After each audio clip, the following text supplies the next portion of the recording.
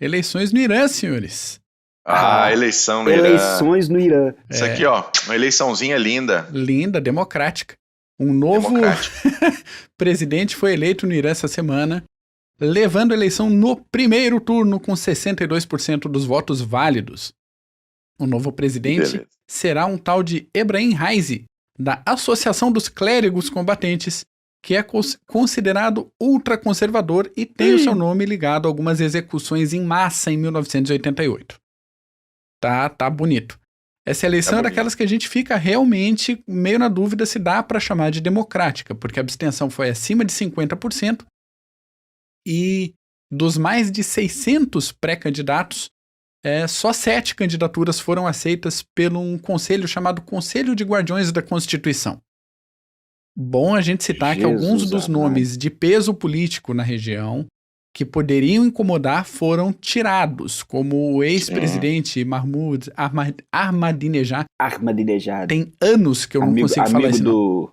Amigo do Lula. Isso. E o atual vice-presidente Eshag Jahangiri também deixaram o cara de fora.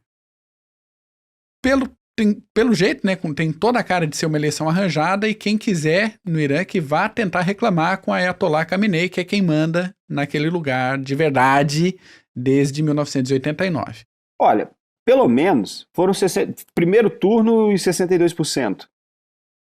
Porque o Assad saiu com 94% agora, esses meses para trás, né? Sim. Pelo menos eles tiveram o cuidado de dar uma recuada na margem. Do Saddam, a última deles que foi 98%. Exatamente. Kim Jong eu acho que foi com 102, hein? Eles falaram. Boa. E também, falando em política, essa semana teve a saída do Netanyahu, depois de 12 anos como primeiro-ministro de Israel. Sim. O parlamento israelense aprovou aí uma nova formação de governo, composta por 8 partidos e liderada pelo Naftali Bennett, de 49 anos de idade. Se não me engano, é a primeira coalizão de governo com participação árabe também. Tem gente que vê o Naftali com preocupação, mas ele disse que vai manter a linha dura com o Irã e alertou Hamas que não é inteligente disparar mais foguetes contra o território israelense. Aí o Hamas essa semana lançou alguns balões incendiários e logo em seguida a Força Aérea de Israel já começou a despejar as boas-vindas no novo governo em cima da faixa de Gaza. O Netanyahu, puto dentro das calças, diz que vai voltar para o governo depois de, aspas, derrubar esse perigoso governo esquerdista mais cedo do que se acredita. Fecha aspas. Não é só ele que tá puto. A população também tá descrente da formação desse novo governo e só 11% dos israelenses acha que o novo primeiro-ministro consegue chegar até o final do mandato. Olha.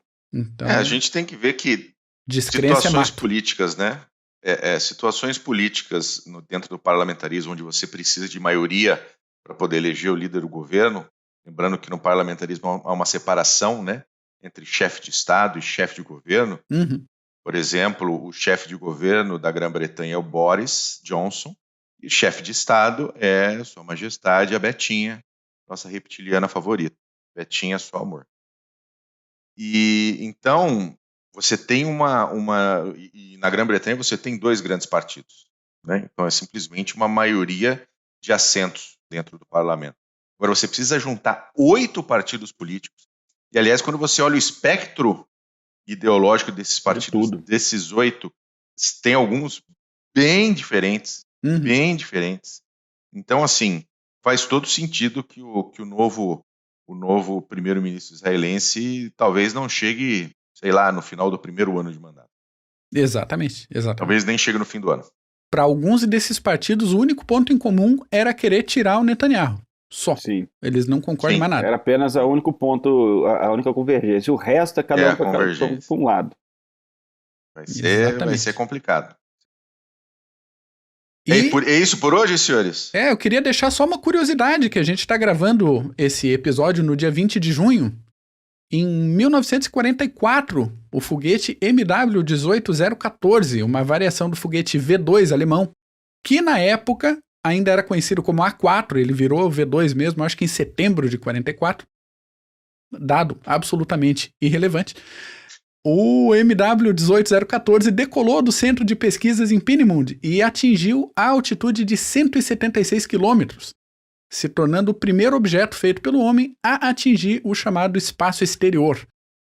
Ainda assim, ele não chegou a atingir a velocidade de escape e se espatifou, se esparramou, se esborrachou na volta, mas tendo o registro de primeiro voo espacial suborbital. Exatamente um ano depois, em 20 de junho de 45, saiu o Green Card para o Wernher von Braun e pela equipe dele, e eles ganharam autorização para se mudarem para os Estados Unidos com aquele abraço, aquela ajudinha da Operação Paperclip. Então, curiosidade 2 em 1 aí de 20 de junho.